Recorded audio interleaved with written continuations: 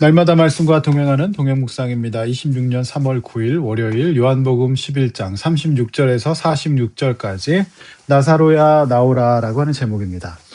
성도 여러분, 월요일 새벽입니다. 요한복음 11장은 나사로의 죽음 사건으로 시작됩니다.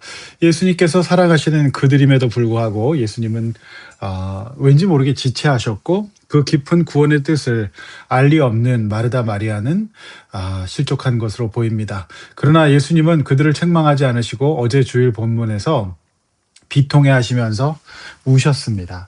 예수님의 눈물의 의미는 죽음에 대한 애석함이 아니라 믿음이 없어서 사망 권세 아래 눌려 있는 자들에 대한 영적인 애통함의 눈물이었던 것입니다. 오늘 본문에서 드디어 나사로가 살아납니다. 오늘 본문에서 저와 여러분들에게 주신 하나님의 말씀은 무엇일까요? 첫 번째 문단 38절에서 42절까지 나누어 볼 수가 있습니다. 이 본문의 말씀 어떤 뜻일까요? 38절 예수께서 다시 속으로 비통해 하십니다.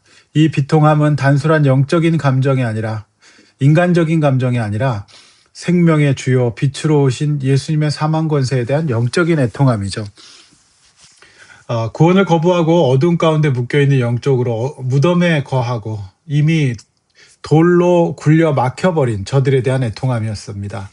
39절 예수님은 그들에게 돌을 옮겨 놓으라 이렇게 말씀하십니다. 이 말씀 역시 굉장히 묵상할 것이 많은 말씀입니다. 예수님 당시 무덤은 돌무덤으로 땅이나 돌에 그것을 파내고 공간을 만들어서 큰 돌로 막아놓는 형식이었습니다. 이미 나흘이 돼서 나사로의 시신에는 부패가 진행되었기 때문에 냄새가 난다고 누이 마르다는 예수님을 만류합니다. 그러나 40절 말씀은 그녀에게 내가 믿으면 하나님의 영광을 본다고 하지 않았느냐라고 다시 그녀의 영적인 주의를 환기시키십니다. 그러고 보면 마르다는 참으로 가벼운 영혼의 소유자였던 것으로 보입니다. 전날 그렇게 알겠다고 말해놓고 믿겠다고 말해놓고 이미 부패하여 냄새가 나는 무덤 앞에서 그는 냉정한 현실주의자가 되었던 것이죠. 그래서 사복음서에는 마르다가 친절했지만 가볍고 바지런하고 바빴지만 그 중심이 없는 사람의 영적인 모습, 그런 가벼운 사람의 전형이 되어버린 겁니다. 믿음보다 말이 빨리 나가는 영혼의 소유자였던 것이죠. 41절 말씀, 예수님의 말씀 때문에 어쩔 수 없이 사람들이 돌을 옮겨 놓습니다. 예수님은 어떤 분이십니까? 일을 하시되 우리가 작은 순종과 헌신으로 하나님의 일에 동참하기를 원하시는 분이십니다.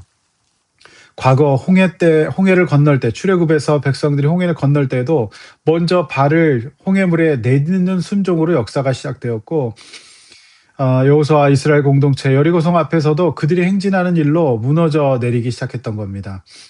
복음서의 오병이어 역사 역시 마찬가지입니다. 보잘것없는 것을 내어놓고 나누어주면서 기적이 시작되었던 것이죠. 이날도 마찬가지였습니다. 부활의 역사는 예수님이 일으키시지만 돌을 옮겨놓는 순종과 헌신으로 우리가 함께하기를 원하십니다. 왜 그래야 합니까? 이날 돌을 옮겼던 유대인들은 예수님의 구원 사역에 동참했던 그 기억을 평생 잊지 못했을 겁니다. 우리의 신앙은 이처럼 현장에서 작은 순종과 헌신으로 이루어집니다. 오늘 이 새벽에 내가 옮겨야 될 돌은 무엇일까요? 죽음과 같은 현실의 냄새에 눌려서 말씀과 믿음 잊어버리고 예수님을 애통하게 하는 사람은 아니신지요? 예수님은 이미 하나님 앞에서 내 말을 들으신 것을 감사합니다 라고 말씀하십니다. 감사는 이처럼 응답과 상관이 없는 겁니다. 42절 예수님은 하나님과 한 분이셨고 이렇게 말씀하신 것, 즉 돌을 옮기게 하고 이런 기도를 하신 것은 그들이 하나님께서 예수님을 보내신 것을 믿게 하기 위함이었다라고 설명하십니다. 성도 여러분, 예수님은 우리가 순종과 기도로 믿음의 사람이 되기를 원하십니다. 말씀을 듣고 믿고 영생 살기를 원하신다라는 것이죠. 43절에서 46절까지 하나님 말씀, 이제 여러분 보시면 43절 이 말씀을 하시고 나사로야 나오라라고 말씀하십니다. 큰 소리로 말씀하신 거죠. 예수님은 말씀이십니다. 로고스이십니다. 예수님이 이처럼 말씀으로 사람을 살리십니다. 예수님은 부활이요 생명이시기 때문에 그 예수님의 음성에 생명력이 있습니다. 따라서 우리는 이 말씀을 가지고 어떻게 묵상하고 적용할 수 있을까요? 단순합니다. 날마다 하나님 말씀 속에서 하나님의 음성을 들으십시오. 이것이 진정한 기적입니다. 여러분 생각해 보십시오. 이날 부활한 나사로가 다시 죽지 않았을까요? 그는 언젠가 다시 육신의 생명이 끊어지는 날이 있었을 겁니다. 그러나 그의 영혼은 죽지 않습니다. 그러므로 육신의 부활보다 더 중요한 것은 예수님을 나의 주 나의 하나님으로 영접하고 그분의 말씀을 듣고 살아가는 영적인 부활인 것이죠. 44절 말씀 여러분 보시면 예수님은 수족을 배로 동였고 얼굴도 수건에 싼 채 나온 나사로를 풀어놓아 다니게 하라고 하십니다. 굉장히 상징적인 말씀입니다. 나사로를 싸고 있었던 것은 수위로 보입니다. 이 말씀은 사망 권세가 우리를 싸고 동이고 가리울 수 있으므로 그것들로부터 자유로운 삶을 살라는 영적인 말씀입니다. 우리는 하나님 나라의 은혜와 동시에 이 세상에 살아가는 사람으로서 어둠의 사망 권세의 영향도 받고 살아갈 것입니다. 그런 것들이 우리의 생명과 자유를 동요맬 수 있습니다. 그래서 그런 것들로부터 풀어지려면 말씀과 기도로 깨어서 우리 자신을 돌아봐야 합니다. 어제 주일 말씀처럼 저들이 누구인지, 내가 누구인지를 질문해야 됩니다. 그래야 매이지 않을 수 있습니다. 인기와 명예와 자랑의 수족을 동인자가 되어서 얼굴마저 가려서 진리를 못 보는 일이 없도록 해야 된다는 말이죠.